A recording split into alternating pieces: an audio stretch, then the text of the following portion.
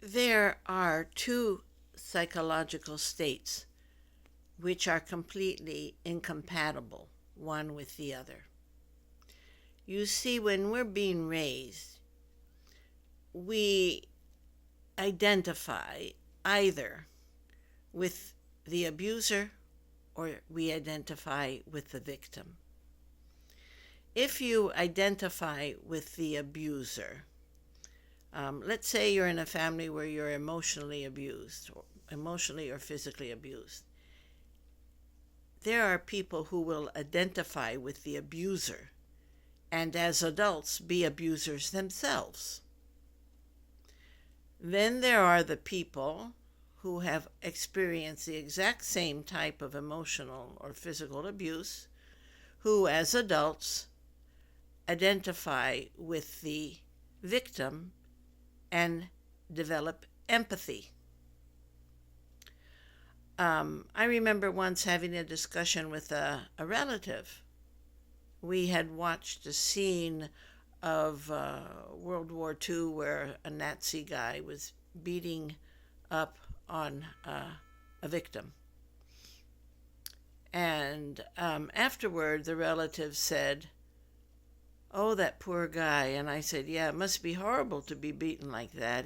And she said, "No, I mean the Nazi guy, that poor guy, what he must be going through." There was no thought in her mind for the victim. She had not developed empathy. Her sympathy, her identification was always and will always be with the person in strength, the person who has power, the abuser. People who identify with abusers do become abusers. But the people who identify with the victim develop empathy and do not become abusers.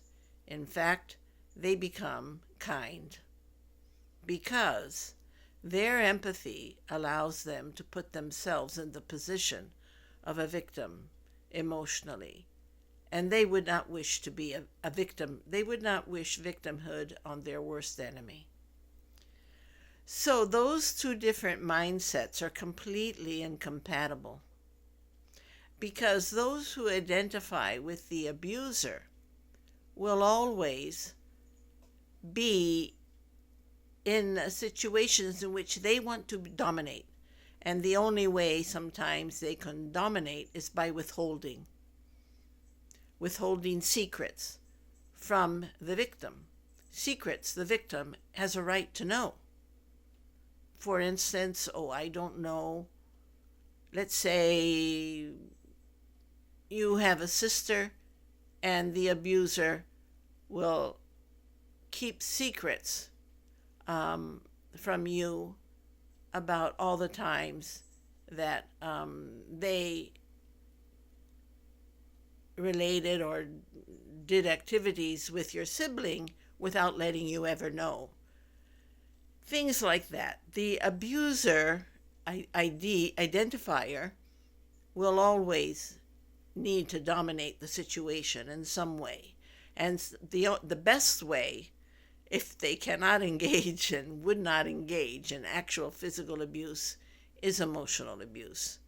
By exclusion, by secrecy, by lies. What they consider little white lies, maybe insignificant lies, but they aren't insignificant. They are part of a pattern. So if you are in a relationship and your mindset is victim ID, you're a victim identifier, and the other person is an abuser identifier, there will be huge red flags. The abuser will need to be in control, will need to manipulate, will need to exclude you, will need to keep secrets, will need to force you into actions and attitudes and behaviors toward other people that you would not normally engage in.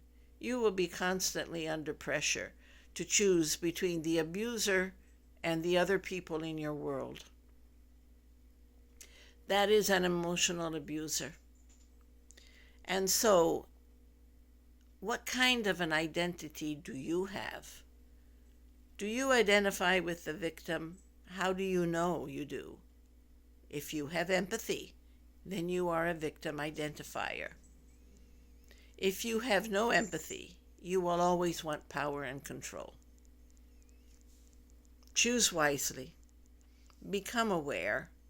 Self-awareness is the key, as is prayer.